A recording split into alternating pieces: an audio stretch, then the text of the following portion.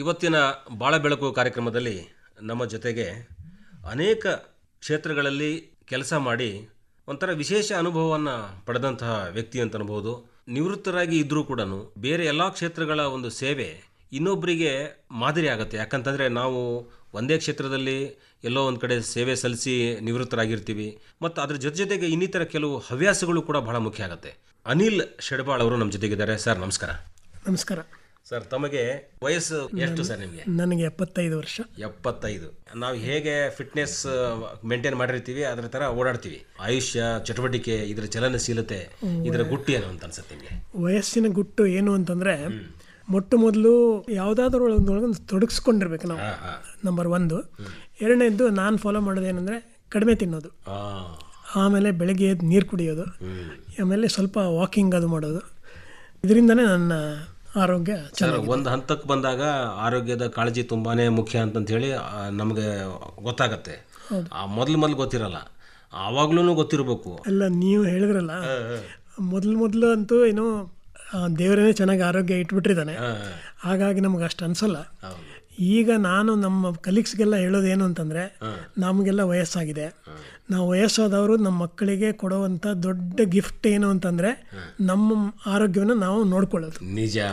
ನಿಜವಾಗ್ಲೂ ಅಕಸ್ಮಾತ್ ಏನಾರು ಅನಾರೋಗ್ಯಕ್ಕೊಳಗಾದರೆ ಅವರಿಗೆ ನಮ್ಮ ಆರೈಕೆ ಮಾಡೋಕ್ಕೂ ಸಮಯನೂ ಇರಲ್ಲ, ಅದು ಒಂಥರ ಕಿರಿಕಿರಿ ಆಗಿಬಿಡ್ತೀವಿ. ಹಾಗಾಗಿ ನಮ್ಮ ಆರೋಗ್ಯ ಒಳ್ಳೆ ರೀತಿಯಲ್ಲಿ ಮೇಂಟೈನ್ ಯಾಕೆ ಮಾಡ್ಕೋಬೇಕಂದ್ರೆ, ನೀವು ಹೇಳಿದ ಮಾತು, ಕೊನೆಗಾಲದಲ್ಲಿ ನಮ್ಮ ಪಾಡಿಗೆ ನಾವು ಇರಬೇಕು, ನಮಗೆ ಯಾರೂ ಕೂಡ ಭಾರ ನಾವು ಅಂತಂತೇಳಿ ಯಾರು ಅನ್ನಬಾರ್ದು. ಹೌದು. ಅನೇಕ ಇಲಾಖೆಗಳಲ್ಲಿ ಸಾಕಷ್ಟು ಓಡಾಟ ಮಾಡಿ ಬಂದವರು ಯಾವತ್ತೂ ಅವ್ರು ಇಷ್ಟೆಲ್ಲ ಕೆಲಸ ಮಾಡಿದ್ದಾರೆ, ಎಲ್ಲ ಡಿಪಾರ್ಟ್ಮೆಂಟ್ ಅನುಭವ ಇದೆ ಅವರಿಗೆ, ಹಾಗಾಗಿ ತುಂಬ ಚುರುಕಾಗಿದ್ದಾರೆ ಅಂತಂತಾರೆ.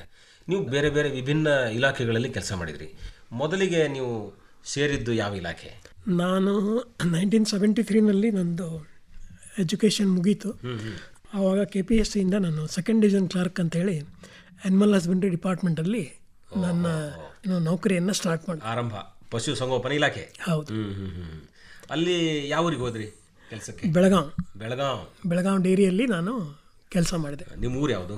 ನಮ್ಮೂರು ಶೇಡ್ಬಾಳ್ ಅಂತೇಳಿ ಬೆಳಗಾಂ ಡಿಸ್ಟ್ರಿಕ್ಟಲ್ಲಿ ಅಥಣಿ ಹತ್ರ ಇದೆ, ಅದೇ ನಮ್ಮೂರು. ಆದರೆ ಏನಂದರೆ ಆ ಊರು ಸರಿಯಾಗಿ ನಾವೇ ನೋಡಿಲ್ಲ, ಯಾಕಂದರೆ ನಮ್ಮ ತಾತನ ಕಾಲಕ್ಕೆ ಆ ಊರು ಬಿಟ್ಬಿಟ್ಟಿದ್ದಾರೆ. ಸೊ ನಾವು ನಮ್ಮ ನೇಟಿವ್ ಪ್ಲೇಸ್ ಅಂತ ಹೇಳ್ತೀವಿ, ಬಟ್ ಮೊದಲೆಲ್ಲ ಆ ಕಡೆ ಉತ್ತರ ಕರ್ನಾಟಕದಲ್ಲಿ ಕಳೆದ್ವಿ. 77ಕ್ಕೆ ನಾನು ವಿಧಾನಸೌಧಕ್ಕೆ ಬಂದೆ, ಆವಾಗಿಂದನೂ ನಾವು ಇಲ್ಲೇ ಇದ್ದೀವಿ. ಬೆಂಗಳೂರಲ್ಲೇ ಆದ್ರಿ? ಬೆಂಗಳೂರು ವಾಸಿ.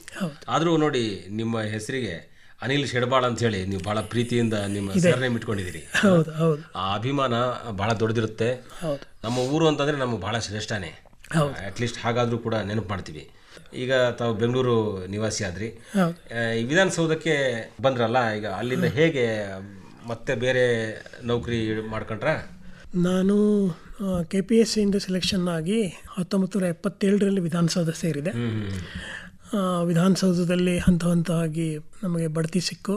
ನಾನು ಅಲ್ಲಿಂದ ವಾಲಂಟರಿ ರಿಟೈರ್ಮೆಂಟ್ ತೊಗೊಂಡೆ 2003ರಲ್ಲಿ. ಅಷ್ಟೊತ್ತಿಗೆ ನಾನು ಡೆಪ್ಟಿ ಸೆಕ್ರೆಟರಿ ಆಗಿದ್ದೆ ಅಲ್ಲಿ. ನಾನು ಅಲ್ಲಿ ಗ್ರಾಮೀಣಾಭಿವೃದ್ಧಿ ಇಲಾಖೆ, ಆಮೇಲೆ ಕಂದಾಯ ಇಲಾಖೆ, ಆಮೇಲೆ DPAR ಅಂದರೆ ಡಿಪಾರ್ಟ್ಮೆಂಟ್ ಆಫ್ ಪರ್ಸನಲ್ ಅಡ್ಮಿನಿಸ್ಟ್ರೇಷನ್, ಅದು, ಆಮೇಲೆ ಫೈನಾನ್ಸ್ ಡಿಪಾರ್ಟ್ಮೆಂಟ್. ಸೊ ಹೀಗೆ ಅನೇಕ ಡಿಪಾರ್ಟ್ಮೆಂಟಲ್ಲಿ ಕೆಲಸ ಮಾಡಿದ್ದೀನಿ ನಾನು. ಸರ್, ಒಂದು ಏನಂದರೆ ಅಭಿಪ್ರಾಯ, ವಿಧಾನಸೌಧಕ್ಕೆ ಹೋಗ್ಬೇಕು ಅಂತಂತ ಕಾತುರತೆ ಇರುತ್ತೆ, ಅಲ್ಲಿ ಹೋಗಿ ಸೇರ್ಕೊಳ್ಳೋಣ ಅಂತ. ಒಂದ್ಸಲ ಹೋದರೆ ಅಲ್ಲಿಂದ ಇನ್ನೇನು ನಾವು ಜಾಗ ಖಾಲಿ ಮಾಡೋ ಅವಶ್ಯಕತೆ ಇಲ್ಲ, ಇಲ್ಲೇ ಇದು ಮಾಡೋಣ ಅಂತಲೂ ಇರುತ್ತೆ. ಹೌದು. ನೀವು ಅಲ್ಲಿಂದ ಪಲ್ಲಟಗೊಂಡ್ರಿ? ನಾನು ಬೆಳಗಾಂನಲ್ಲಿದ್ದೆ. ಇಲ್ಲಿಗೆ ನಾನು ವಿಧಾನಸೌಧದಲ್ಲಿ ಸೆಲೆಕ್ಷನ್ ಆದಾಗ ಇಲ್ಲಿಗೆ ಬರೋಕ್ಕೆ ಇಷ್ಟ ಇರಲಿಲ್ಲ ನನಗೆ. ಆಮೇಲೆ ನಮ್ಮ ತಂದೆ ಬಂದು ಇಲ್ಲೆಲ್ಲ ಪ್ರಯತ್ನ ಮಾಡಿದ್ರು, ನಮ್ಮ ಹುಡುಗನ ಅಲ್ಲೇ ಹಾಕ್ರಿ ಅಂತ. ಅವರೊಬ್ರು ಯಾರು ಹೇಳಿದಂದರೆ, ಮೆರಿಟ್ ಜಾಸ್ತಿ ಬಂದಿರೋದು ವಿಧಾನಸೌಧ ಸಿಕ್ಕಿದೆ, ಒಳ್ಳೆಯದು, ನೀವು ಹಿಂಗೆಲ್ಲ ಮಾಡಬೇಡಿ, ಹುಡುಗನ ಕಳಿಸಿ ಅಂತ ಹೇಳಿದ್ಮೇಲೆ ನಾನು ವಿಧಾನಸೌಧಕ್ಕೆ ಬಂದಿದ್ದು ಒಳ್ಳೇದಾಯಿತು. ಯಾಕಂದರೆ ನನಗೆ ತುಂಬ ಒಳ್ಳೆ ಎಕ್ಸ್ಪೋಜರ್ ಸಿಕ್ತಿಲ್ಲಿ, ಅನುಭವಗಳು ಸಿಕ್ಕಿದೆ. ಬೇರೆ ಡಿಪಾರ್ಟ್ಮೆಂಟಲ್ಲಿ ಏನಾಗುತ್ತೆ ಅಂದರೆ, ಆ ಡಿಪಾರ್ಟ್ಮೆಂಟ್ ಮಾತ್ರ ನಿಮಗೆ ಗೊತ್ತಾಗುತ್ತೆ. ವಿಧಾನಸೌಧದಲ್ಲಿ ಲಾಭ ಏನು ಅಂತಂದರೆ, ಎಲ್ಲ ಡಿಪಾರ್ಟ್ಮೆಂಟಲ್ಲೂ ನಿಮಗೆ ಕೆಲಸ ಮಾಡೋ ಅವಕಾಶ ಸಿಗುತ್ತೆ. ಹಾಗಾಗಿ ನಾನು ವಿಧಾನಸೌಧದಲ್ಲಿ ಇದ್ದೆ. ಆದರೂ ಕೂಡ ಕೊನೆಗೆ ಹೆಂಗೆ ಅನ್ಸೋಕ್ಕೆ ಶುರುವಾಯಿತು ಅಂತಂದರೆ, ನಾವು ಮಾಡಿದ್ದೇ ಮಾಡ್ತಾಯಿದ್ದೀವಿ, ಏನಾದ್ರು ಹೊಸದು ಮಾಡೋಣ ಅಂತ ಅನಿಸ್ಬಿಟ್ಟು, ನಾನು ನಮ್ಮ ಫ್ರೆಂಡ್ ಇನ್ನೊಬ್ಬರು ಕುಮಾರಸ್ವಾಮಿ ಅಂತಿದ್ದಾರೆ, ಅವರು ನನ್ನ ಬ್ಯಾಚ್ಮೇಟ್. ಅವರು ಕಂಪ್ನಿ ಸೆಕ್ರೆಟರಿ ಇದು ಅಥವಾ ಸಿ ಎ ಮಾಡೋಣ ಅಂತ ಅಂದ್ಕೊಂಡ್ವಿ ಫಸ್ಟು. ಸಿ ಎ ಆಫೀಸಲ್ಲಿ ಹೋದರೆ ಅವ್ರು ಹೇಳಿದ್ರು ನೀವು ನೌಕರಿಯಲ್ಲಿದ್ದರೆ ಸಿ ಎ ಮಾಡೋಕ್ಕಾಗೋದಿಲ್ಲ ಅಂತ. ಆಮೇಲೆ ಅವಕಾಶ ಎಲ್ಲಿತ್ತು ಅಂದರೆ ಕಂಪ್ನಿ ಸೆಕ್ರೆಟರಿ ಇದು ಮಾಡೋದಕ್ಕೆ. ಕಂಪ್ನಿ ಸೆಕ್ರೆಟರಿ ಆದ್ರೂ ಒಳ್ಳೆ ಇದಿದೆ, ಅದು it is a very good degree. So ನಾನು ಅವರು ಸೇರಿದ್ವಿ. ನಂದಾಯಿತು, ಅವ್ರದ್ದಾಗಲಿಲ್ಲ ಅನ್ಫಾರ್ಚುನೇಟ್. ಸೊ ನಾನು ಹಾಗೆ ಓದ್ಕೊಂಡು ನಾನು ಬೇಸಿಕ್ ನನ್ನ ಡಿಗ್ರಿ BA ಎಕನಾಮಿಕ್ಸು, ಆಮೇಲೆ MA ಇಂಗ್ಲೀಷ್ ಲಿಟ್ರೇಚರು. ಅದಾದಮೇಲೆ ವಿಧಾನಸೌಧದಲ್ಲಿ ಇರುವಾಗಲೇ ನಾನು ACS ಅಂದರೆ associated member of the company secretary institute, ಆಮೇಲೆ ನಮ್ಮ ಕಾಸ್ಟ್ ಅಕೌಂಟೆನ್ಸಿನೂ ಮಾಡಿದೆ ನಾನು, ಆಮೇಲೆ LLBನೂ ಮಾಡಿದೆ, ಆಮೇಲೆ PG ಡಿಪ್ಲೊಮಾ ಇನ್ HR ಅದನ್ನೂ ಮಾಡಿದೆ, ಹ್ಯೂಮನ್ ರಿಸೋರ್ಸು. ಹಾಗಾಗಿ ನನಗೇನಂತಂದರೆ ನಾನು ವಿಧಾನಸೌಧ ಬಿಟ್ಟ ನಂತರ ಎಲ್ಲೆಲ್ಲಿ ನಾನು ಅಲ್ಲಿ ಹೋದೆ ಅಲ್ಲಿದೆಲ್ಲ ನನಗೆ ಕಾರ್ಯವ್ಯಾಪ್ತಿ ಇದರಿಂದ ನಾನು ಎಲ್ಲ ಕಡೆ ಏನಂತಂದರೆ ನಾನು ಕಂಪ್ನಿ ಸೆಕ್ರೆಟರಿಯಾಗಿ ಕೆಲಸ ಮಾಡ್ತಿದ್ದೆ, ಫೈನಾನ್ಸ್ ಹೆಡ್ ಆಗಿದ್ದೆ, ಅಕೌಂಟ್ಸ್ ಹೆಡ್ ಆಗಿದ್ದೆ, ಆಡಿಟ್ ಹೆಡ್ ಆಗಿದ್ದೆ. ಹೀಗೆ ನನಗೆ ಎಲ್ಲ ನಿಜವಾಗ್ಲೂ ನಿಮ್ಮ ರೀತಿಯ ಅಪರೂಪದ ವ್ಯಕ್ತಿ ನಮ್ಗೆ ಸಿಗೋದೇ ಇಲ್ಲ. ಯಾಕಂದರೆ ಎಷ್ಟೆಲ್ಲ ಜೀವನಗಳು ಬೇಕಾಗ್ತದೆ. ಒಬ್ಬ ಮನುಷ್ಯ ಒಂದು ಕ್ಷೇತ್ರದಲ್ಲಿ ಕೆಲಸ ಮಾಡಿದರೆ ಅದು ಒಂದು ಇನ್ನೊಂದು ಬೇಕು, ಇನ್ನೊಂದು ಬೇಕು ಅಂತೇಳಿ ಎಲ್ಲವನ್ನೂ ಒಂದೇ ಬದುಕಿನಲ್ಲಿ ಎಲ್ಲ ಅನುಭವಗಳನ್ನು ನೀವು ಪಡ್ಕೊಂಡಿದ್ದೀರಿ. ನಮ್ಮ ಜ್ಞಾನ ಕೂಡ ಮುಖ್ಯ ಅಲ್ಲಿ. ನೆಕ್ಸ್ಟ್ ನೀವು ಬೇರೆ ಕಡೆ ಸೇರ್ಕೊಂಡ್ರೆ? ಅಲ್ಲಿಂದ ನಾನು ಆ್ಯಕ್ಚುಲಿ ಡೆಪ್ಯುಟೇಷನ್ ಹೋದೆ, Rajiv Gandhi rural housing corporation ಅಂತೇಳಿ. ಅದಕ್ಕಿಂತ ಮೊದಲು ಮೈಸೂರು ಮಿನರಲ್ಸ್ ಲಿಮಿಟೆಡ್ ಅಂತ ಅಲ್ಲಿ ಒಂದು 3 ವರ್ಷ ಡೆಪ್ಯುಟೇಷನ್ನಲ್ಲಿ ಕೆಲಸ ಮಾಡಿದ್ದೇನೆ ಬೆಂಗಳೂರಲ್ಲೇ. ಅಲ್ಲಿಂದ ನಾನು ರಾಜೀವ್ ಗಾಂಧಿ ರೂರಲ್ ಹೌಸಿಂಗ್ ಕಾರ್ಪೊರೇಷನ್ಗೆ ಬಂದೆ. Rajiv Gandhi rural housing corporation ಅದೇ ಜಸ್ಟ್ ಇನ್ಕಾರ್ಪೊರೇಟ್ ಆಗಿತ್ತು. ಅಲ್ಲಿ N ಶಿವಶೈಲಂ ಅಂತ ಹೇಳಿ IAS officer, he was the MD. ಅವರು ನನ್ನ ಕರೆಸ್ಕೊಂಡ್ರು. ನಾವು ಆಫೀಸ್ ಸ್ಟಾರ್ಟ್ ಮಾಡಿದ್ದು ನಾವಿಬ್ಬರೇ ಸ್ಟಾರ್ಟ್ ಮಾಡಿ, ಆಮೇಲೆ ಅಲ್ಲಿ ಬಡವರಿಗೆ ಮನೆ ಕಟ್ಟಿಕೊಡೋದು ಅದೇ ಉದ್ದೇಶ, ಅಲ್ಲಿ ವಸತಿ ಸೌಲಭ್ಯ ಮಾಡಿಸ್ಕೊಡೋದು. ಅಲ್ಲಿ ಮಿನಿಸ್ಟರ್ ಒಬ್ಬರು ಚೇರ್ಮನ್ ಇದ್ದರು, ಇವರು MD ಇದ್ದರು, ನಾನು ಐ ವಾಸ್ ಕಂಪನಿ ಸೆಕ್ರೆಟರಿ. ಆಮೇಲೆ ಅವ್ರಿಗೆ ಗೊತ್ತಾಯ್ತು ಇವನು ಇದನ್ನು ಮಾಡಿದ್ದೇನೆ ಅದನ್ನು ಮಾಡಿದ್ದೇನೆ ಅಂತೇಳಿ. ಹಂಗೆ ನನಗೆ ಆಮೇಲೆ ಬರ್ಬರ್ತಾ ಎಲ್ಲ ಹೆಚ್ಚು ಕಡಿಮೆ ಅಡ್ಮಿನಿಸ್ಟ್ರೇಷನ್ನು, ಅಕೌಂಟ್ಸು, ಆಡಿಟು ಎಲ್ಲನೂ ನಾನು ಕೊಟ್ಟಿದ್ರು. ಅಲ್ಲಿ ಮಾಡ್ತಾ ಇದ್ದೆ ನಾನು. ಅಲ್ಲಿ ಭಾರಿ ರೆವಲ್ಯೂಷನರಿ ಇಂಪ್ಲಿಮೆಂಟೇಷನ್ಗಳೆಲ್ಲ ಮಾಡೋದಕ್ಕೆ ಸಾಧ್ಯ ಆಯಿತು. ಫಾರ್ ಎಕ್ಸಾಂಪಲ್, ನಮ್ಮ ಫಸ್ಟ್ ಬೋರ್ಡ್ ಮೀಟಿಂಗಲ್ಲಿ 1000 ಮನೆಗಳನ್ನು ಕಟ್ಟಬೇಕು, ಎಷ್ಟು ಇಂಜಿನಿಯರ್ ಬೇಕಾಗ್ತಾರೆ ನಿಮಗೆ, ಹಿಂಗೆಲ್ಲ ಸ್ಟಾರ್ಟ್ ಮಾಡಿದ್ರು. ಆಮೇಲೆ ಡಿಸ್ಕಷನ್ ನಡೆಯುತ್ತಲ್ಲ, ಡಿಸ್ಕಷನ್ ನಡೆಯುವಾಗ ನಮ್ಮ MD ಹೇಳಿದ್ರು, ನೋಡಿ ಯಾರಿಗೆ ಮನೆ ಕೊಡಬೇಕು, ಬಡವ್ರು ಯಾರು ಅಂತ ಏನು ಸೆಲೆಕ್ಷನ್ ಮಾಡೋದಿದೆಯಲ್ಲ ಅದು ನಿಮಗೆ ಬಿಡ್ತೀವಿ. ಮನೆಗೆ ಏನು ಕಟ್ಟೋದಿದೆಯಾ ಅದು ಚೆನ್ನಾಗಿ ಕಟ್ಟೋದು ಮಾಡೋದು ಅದು ನಮ್ಮ ವ್ಯಾಪ್ತಿ. ಹೌದು. ಸೆಲೆಕ್ಷನ್ ಏನಾದ್ರು ಚೆನ್ನಾಗಿಲ್ಲ ಅಂದರೆ ಉತ್ತರ ನೀವು ಕೊಡಿ, ಮನೆ ಏನಾದ್ರು ಚೆನ್ನಾಗಿಲ್ಲ ಅಂದರೆ ನಾವು ಉತ್ತರ ಕೊಡ್ತೀವಿ ಅಂತ ಹೇಳ್ತಾ ಇದ್ದೀನಿ. ಅದಕ್ಕೆ ಅವ್ರು ಒಪ್ಕೊಂಡ್ಮೇಲೆ ಇವ್ರು ಹೇಳಿದ್ರು ನನಗೆ ಒಬ್ಬ ಇಂಜಿನಿಯರು ಬೇಡ. ಅವು ಏನು ಮಾಡಿದ್ವಿ ಅಂತಂದರೆ ಅಲ್ಲಿವರೆಗೂ ಆ ಸ್ಕೀಮ್ ನಡೀತಾ ಇತ್ತು. ನೋಡಿ ಇದು ಕೊಂಡಿ ಕೂತ್ಕೊಳ್ಳಲ್ಲ, ಇದು ಬಾಗಿಲು ಸರಿ ಇಲ್ಲ ಅಂತೆಲ್ಲರೂ ಹೇಳೋರು. ನಾವು ಅದಕ್ಕೆಲ್ಲ ಉತ್ತರ ಕೊಟ್ಕೊಂಡು ತಿರುಗಾಡ್ಬೋದು. ನಾವೇನು ಮಾಡಿದ್ವಿ ಅಂತಂದರೆ ನಿಮ್ಮ ಮನೆ ನೀವು ಕಟ್ಕೊಳ್ಳಿ, ನಾವು ಕಟ್ಟಿದರೆ ನಾವು 1000 ಮನೆಯದ್ದು ನಾವು ಸೂಪರ್ವಿಷನ್ ಮಾಡಬೇಕು. ಅವ್ರು ಕಟ್ಟೋದಾದರೆ ಅವ್ರು ತಮ್ಮದೊಂದು ಮನೆ ಅವ್ರು ಚೆನ್ನಾಗಿ ಕಟ್ಕೊಳ್ತಾರೆ. ಅದಕ್ಕೆ ನಾವೇನು ಮಾಡಿದ್ವಿ ಅಂದರೆ ನಿಮಗೆ ನಿಮ್ಮದು ಫೌಂಡೇಶನ್ ಹಾಕಿ ಅದ್ರ ಜೊತೆ ಒಂದು ನಿಮ್ಮ ವಿಲೇಜ್ ಅಕೌಂಟೆಂಟನ್ನು ನಿಲ್ಲಿಸ್ಬಿಟ್ಟು ನಿಮ್ಮದು ಅದನ್ನು ಫೋಟೋ ಕಳಿಸಿ, ಆ ಫೋಟೋ ಕಳಿಸಿದ ತಕ್ಷಣ ನಿಮಗೆ ಇನ್ಸ್ಟಾಲ್ಮೆಂಟ್ ವಿದಿನ್ 3 days ಕೊಡ್ತೀವಿ ನಿಮಗೆ. ಅದಾದಮೇಲೆ ನೀವು ಲಿಂಟಲ್ವರೆಗೆ ಕಟ್ಟಿ ಮತ್ತೊಂದು ಕೊಡ್ತೀವಿ, ಮುಗಿಸಿದ ಮೇಲೆ ಇನ್ನೊಂದು 3 ಕಂತಲ್ಲಿ ನಿಮಗೆ ಕೊಡ್ತೀವಿ ಅಂತ. ಇವಾಗ ಏನಾಯ್ತು ಅಂದರೆ ನಾವು ಹೋದರೆ ಯಾಕಪ್ಪ ಸರಿಯಾಗಿ ಮಾಡಿಲ್ಲ ನಾವೇ ಕೇಳೋಂಗೆ. ಇದೇ ಒಂದು ಪದ್ಧತಿ. ನಾನು ಅಲ್ಲಿ ಒಂದು 6-7 ವರ್ಷ ಇದ್ದೆ. ನಾವು ಹೆಚ್ಚು ಕಡಿಮೆ 10 ಲಕ್ಷ ಮನೆಗಳನ್ನು ಕಟ್ಟಿದ್ದೀವಿ. That was a record. ಆಮೇಲೆ ಎರಡನೇದೇನು ಅಂತಂದರೆ ಈಗೇನು ಡೈರೆಕ್ಟ್ ಬೆನಿಫಿಟ್ ಟ್ರಾನ್ಸ್ಫರ್ ಅಂತ ಹೇಳ್ತಾರಲ್ಲ, ಅದನ್ನು ಸ್ಟಾರ್ಟ್ ಮಾಡಿದ್ದು ಇಡೀ ಇಂಡಿಯಾದಲ್ಲಿ Rajiv Gandhi rural housing corporation and I was the general manager finance. ನಾವೇನು ಮಾಡ್ತಿದ್ದೀವಿ ಅಂದರೆ ಇಲ್ಲಿ ಕೂತ್ಕೊಂಡು 5,000 ಜನಕ್ಕೆ ದುಡ್ಡು ಹೋಗ್ಬೇಕು ಅಂದ್ರೆ 5,000 ಜನ ಡೈರೆಕ್ಟಾಗಿ ಅವ್ರಿಗೆ ಅಕೌಂಟಿಗೆ ಹೋಗ್ಬಿಡ್ತಿತ್ತು. ನೋಡಿ, ಒಂದು ಕ್ರಾಂತಿ ಎಲ್ಲೇ ಒಂದು ಕಡೆ ಆರಂಭ ಆಗಿರ್ತದೆ. ಕರ್ನಾಟಕ ಎಲ್ಲದರಲ್ಲಿ ಮುಂಚೂಣಿ ಅಂತಂದಾಗ ಹಿಂದೆ ನೀವಿದ್ದೀರಿ. ಅದಕ್ಕೆ ನಮಗೆ ನ್ಯಾಷನಲ್ ಅವಾರ್ಡ್ ಬಂತು. ನಾನು ಒಬ್ಬನೇ ಅಲ್ಲ, ಎಲ್ಲರೂ ಇದ್ರು ಅದರೊಳಗೆ. But I was also A part of it as general manager finance. ಭಾಳ ಗ್ರೇಟ್. ಮತ್ತೆ ನಂತರ ಮುಂದೆ ನೀವು ಅನೇಕ ಇಲಾಖೆಗಳಿಗೆ ಹೋದಿರಿ ಅಂತೇಳಿ ನಾವು ಆರಂಭದಲ್ಲಿ ಹೇಳಿದ್ವಿ ಮತ್ತು ನಮ್ಗೆ ಗೊತ್ತಿರೋದ್ರಿಂದ ಮುಂದೆ ಎಲ್ಲಿ ಹೋದ್ರಿ ಸರ್? ಅಲ್ಲಿಂದ ನಾನು ಕರ್ನಾಟಕ ಬೀವರೇಜಸ್ ಕಾರ್ಪೊರೇಷನ್ ಹೋದೆ. ಪಾನೀಯ ನಿಗಮ. ನಿಮಗೆ ಭಾರಿ ವಿಚಿತ್ರ ಅನಿಸ್ಬಹುದು. ಅಲ್ಲಿ ಏನಂತಂದರೆ ಈ ಲಿಕ್ಕರ್ಸ್ ಏನಿದೆಯಲ್ಲ, ಅದು ಏನಂತಂದರೆ ಇಡೀ ಕರ್ನಾಟಕದಲ್ಲಿ ಲಿಕ್ಕರ್ ಅದು ಮಾರಾಟ ಆಗಬೇಕು ಅಂದರೆ ಈ ಕಂಪನಿ ಮೂಲಕನೇ ಆಗಬೇಕದು. ಅದು ಹೊರಗಿನಿಂದ ಬರಲಿ ಅಥವಾ ಇಲ್ಲಿ ಯಾರು ಮ್ಯಾನುಫ್ಯಾಕ್ಚರ್ ಮಾಡಲಿ, ಅವರೆಲ್ಲ ಮೊದಲು ಯಾರಿಗೆ ಕೊಡಬೇಕು ಅಂದರೆ ಕರ್ನಾಟಕ ಪಾನೀಯ ನಿಗಮಕ್ಕೆ ಕೊಡಬೇಕು. ಆ ಕರ್ನಾಟಕ ಪಾನೀಯ ನಿಗಮದವರು ಬೇರೆ ಬೇರೆ ಡಿಸ್ಟ್ರಿಬ್ಯೂಟರ್ಸ್ಗೆ, ರಿಟೇಲರ್ಸ್ಗೆ ಕೊಡ್ತಾರೆ.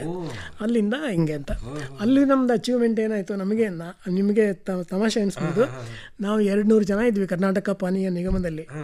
ಒಬ್ಬರೂ ಕುಡಿಯೋರು ಇರಲಿಲ್ಲ.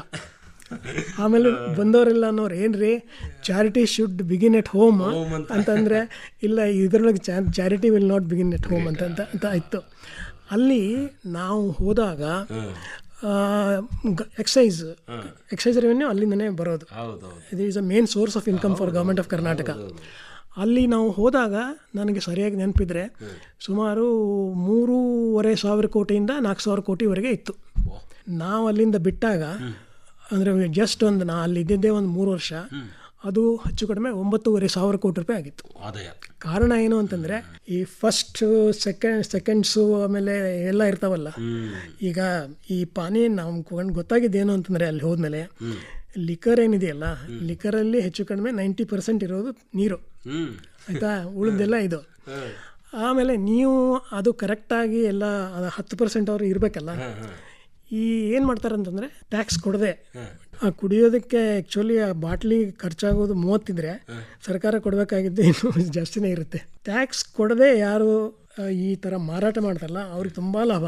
ನಾವು ಅದೆಲ್ಲ ಕಂಪ್ಲೀಟ್ ಅದನ್ನು ಭಾಳ ಚೆನ್ನಾಗಿ ಜಾಗೃತಿಗೆ ನೋಡೋದಲ್ಲ. ಅಲ್ಲೇನು ಮಾಡಿದೀವಿ ಅಂತಂದರೆ ನಮ್ಮ ಅಂಗಡಿ ಏನು ಮಾಡಿದ್ರು, spirit is the base for all the lickers.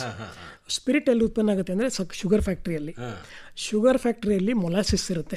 Sugar ಎಲ್ಲ ಆದಮೇಲೆ ಆ ಮೊಲಾಸಿಸ್ನ ಕುದಿಸಿದ ಮೇಲೆ ಅದ್ರದ್ದೇನು ಉಗಿ ಬರುತ್ತಲ್ಲ, ಒಂದು ಕಡೆ ಸಂಗ್ರಹ ಆದಮೇಲೆ ಅದು ಸ್ಪಿರಿಟ್ ಆಗುತ್ತೆ.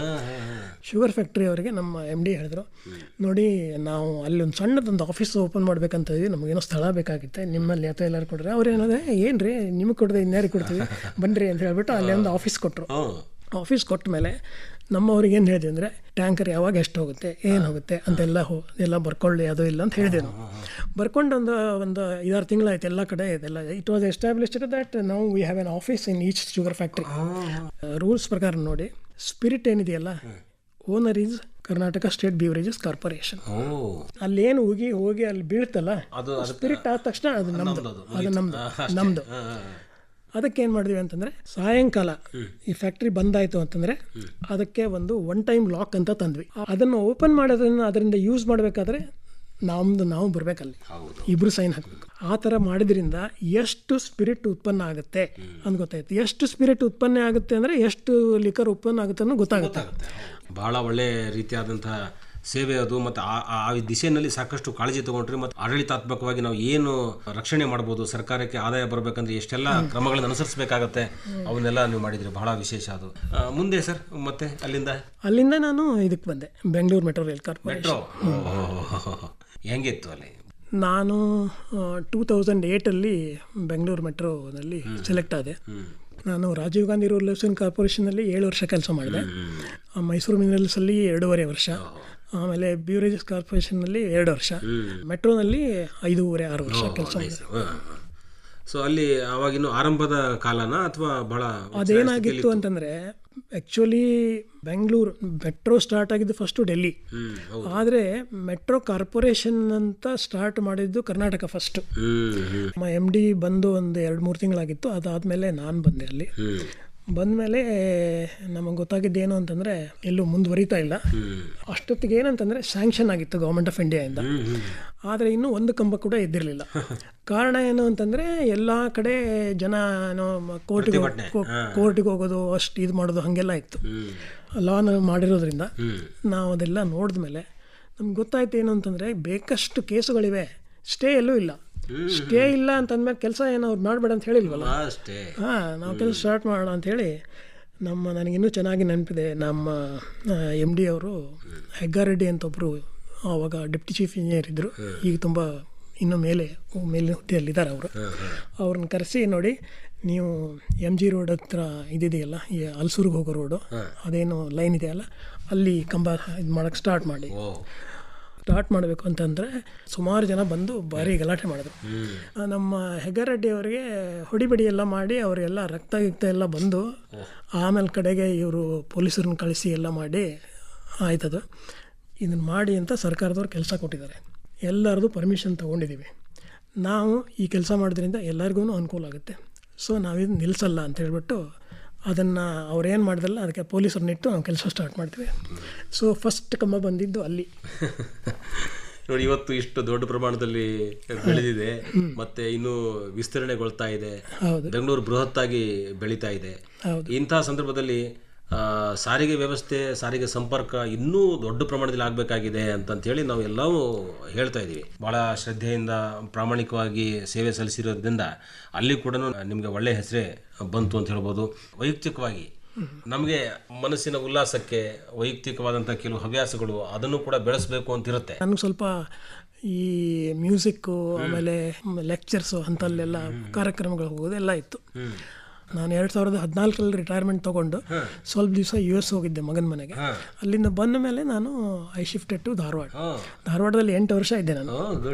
ನನಗೆ ಡ್ರಾಯಿಂಗ್ ಸ್ವಲ್ಪ ಇಷ್ಟ ಇತ್ತು, ಮ್ಯೂಸಿಕ್ ಇಷ್ಟ ಇತ್ತು.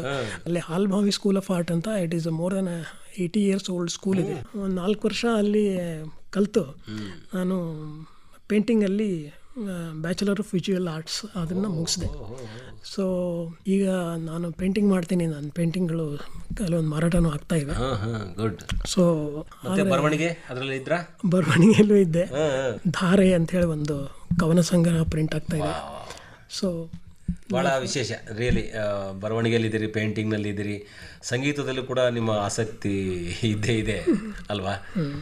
ಆ ಒಂದು ವಿಶೇಷವಾದಂತಹ ವಾತಾವರಣವನ್ನು ಸೃಷ್ಟಿ ಮಾಡಿಕೊಂಡು ಜೀವನವನ್ನು ಬಹಳ ಉಲ್ಲಾಸಮಯವಾದಂತಹ ಬದುಕಿದು ಅಂತಂಥೇಳಿ ಅರ್ಥಕೊಂಡು ಅದರಲ್ಲೇ ನಾವು ಖುಷಿ ಕಾಣಬೇಕು. ನಿಮ್ಮಂತಹ ಚೈತನ್ಯಶೀಲರು, ಇನ್ನೊಬ್ಬರಿಗೆ ಮಾದರಿ ಆಗಬಲ್ಲರು, ಮತ್ತು ಭಾಳಷ್ಟು ಕಲಿಬೋದು, ಭಾಳಷ್ಟು ಉತ್ಸಾಹವನ್ನು ಇಟ್ಕೋಬೋದು ಇಳಿ ವಯಸ್ಸಲ್ಲೂ ಕೂಡ. ಅಂದರೆ 75 ಅಂತಂದರೆ ಈಗ ನಮಗೆ ಹಬ್ಬ ಅಂತ ಅನಿಸುತ್ತೆ, ಬಟ್ ನಿಮಗೇನೂ ಅಲ್ಲ. ಇದು ಬೆಳಗ್ಗೆ 3:20ಕ್ಕೆ ಹೇಳ್ತೀನಿ ನಾನು. ಎದ್ದು ಧ್ಯಾನ ಮಾಡಿ, ಆಮೇಲೆ ಸಂಧ್ಯಾ ವಂದನೆ ಮಾಡಿ, ಆಮೇಲೆ ನಾನು ಅವಳು ಇಬ್ಬರು ಸೇರಿಬಿಟ್ಟು ಕಸ ಹುಡುಗಿ ಎಲ್ಲ ಮಾಡಿ, ಆಮೇಲೆ ವಾಕಿಂಗ್ ಹೋಗಿ ಬಂದು ನಮ್ಮದು ಹಿಂಗೆ 3:20ಕ್ಕೆ ಸ್ಟಾರ್ಟ್ ಆಗುತ್ತೆ ನಮ್ಮದು. ಸೊ ಮನೆ ವಾತಾವರಣ, ಮನೆಯವರ ಒಂದು ಸಹಕಾರ, ನನಗೆ ನೀನು ನಿನಗೆ ನಾನು ಅಂತ ಒಬ್ರಿಗೊಬ್ರು ಹೇಳ್ಕೊಂಡು ಬದುಕನ್ನ ಖುಷಿಯಿಂದ. ಆವಾಗ ನಾನೆಲ್ಲ ಕಲಿತಿದ್ನಲ್ಲ, ಆವಾಗ ಅವಳಿಂದ ತುಂಬ ಸಹಾಯ. ಮನೆ ಎಲ್ಲ ಜವಾಬ್ದಾರಿ ಅವಳು ನೋಡ್ಕೊಳ್ತೇನೆ. ನಾವು ಸಂಬಳ ಕೊಡೋದು ಬಿಟ್ಟರೆ ಏನೂ ಜವಾಬ್ದಾರಿ ಮೇಲೆ ಇರಲಿಲ್ಲ. ಹಾಗಾಗಿ ನಾವು ಕಲಿಯೋದಕ್ಕಾಯ್ತು. ರಿಯಲಿ ಭಾಳ ಖುಷಿ ಆಗುತ್ತೆ ಸರ್. ನಿಮ್ಮ ಜೀವನ ಸುಖಮಯವಾಗಿರಲಿ. ಇನ್ನೂ ಭಾಳಷ್ಟು ಕಲಿಯೋದಿದ್ರೆ ಬೇಕಾದ್ರೆ ಇನ್ನೂ ಕಲೀರಿ. ಹವ್ಯಾಸಗಳನ್ನು ಇನ್ನೂ ಸ್ವಲ್ಪ ಉತ್ತಮ ಮಟ್ಟದ ಇನ್ನೂ ಬೆಳೆಸ್ತಾ ಹೋಗಿ, ಒಳ್ಳೆಯದಾಗಲಿ ಅಂತ ಹೇಳಿ ನಮ್ಮ ಕೇಳುಗರ ಪರವಾಗಿ ನಿಮಗೆ ಹಾರೈಸ್ತೀವಿ ಸರ್. ನಮಸ್ಕಾರ, ಧನ್ಯವಾದಗಳು.